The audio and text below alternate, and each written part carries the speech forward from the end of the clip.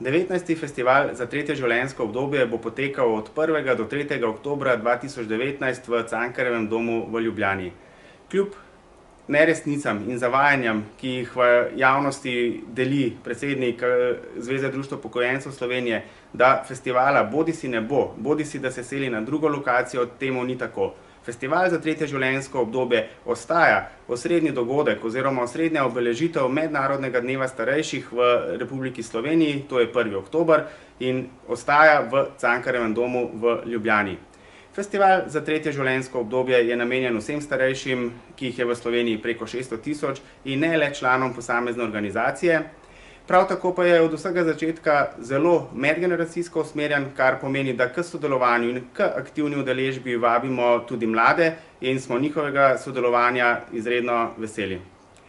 Festival je nastal pred 20 leti na pobudo takratne vlade in njegov širši pomen oziroma širšo družbeno vlogo potrjujejo tudi častna pokroviteljstva predsednikov države oziroma predsednikov vlade v omenjenem obdobju, prav tako pa tudi aktivno sodelovanje številnih ministrov, državnih sekretarjev in drugih predstavnikov v strokovnem programu oziroma v sklopu okroglih miz, ki jih pripravlja več desetčlanski programski svet Festivala za tretje življenjsko obdobje.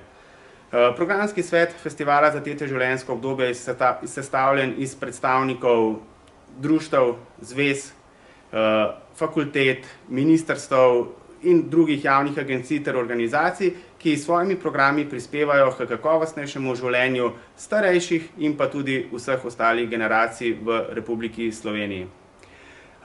Častni pokrovitelj letošnjega že 19. festivala je predsednik Državnega zbora, magister Dejan Židan.